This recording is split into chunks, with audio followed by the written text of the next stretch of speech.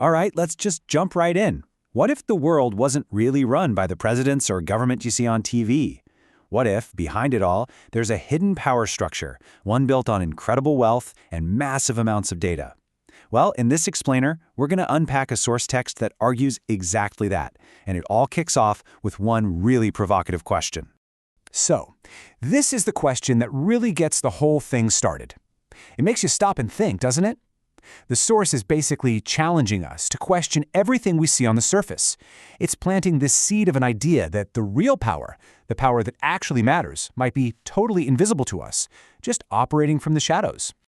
Okay, so that question brings us right to the source's central premise. It's painting a picture of a reality where our idea of democratic power, well, it's just an illusion, and that it's been replaced by a secret structure of control.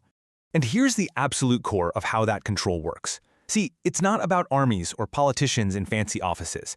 The source claims the real power comes from a specific 1-2 punch, having the immense wealth to build the systems, and then having the detailed data to control every single person in those systems. It's a vision of control that's, both corporate and incredibly personal at the same time. And this really gets to the heart of the argument. You've got millions of people just living their lives, completely unaware of this invisible architecture of control that's supposedly looming over them. The source says this whole system is so perfectly hidden, so seamless, that the only way we'd ever know for sure is if a whistleblower from the very inside of it all came forward. So if data is the key, how exactly is it used to control us? I mean, what does that even look like? Well, the source gives a very specific and honestly kind of chilling definition of what control really means here. And this is what's so unnerving about their definition. We're not just talking about influencing what you buy or what's popular. No, this is claiming a power to literally direct the life of a complete stranger. I mean, just think about that for a second. The ability for someone, somewhere, to direct your life from a distance, and you wouldn't even have a clue. So where does all this data come from? Well, according to the source, it's collected through the most boring, everyday parts of modern life. You know, those ID cards, tax forms, all the applications we fill out without even thinking about it. This text reframes all of that stuff as the primary tools for harvesting our personal information, feeding it all into this massive system of control.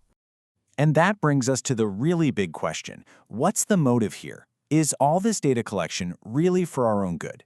To make things run smoothly and keep us safe? Or, as the source suggests, is there something way more cynical, something completely profit-driven going on behind the scenes?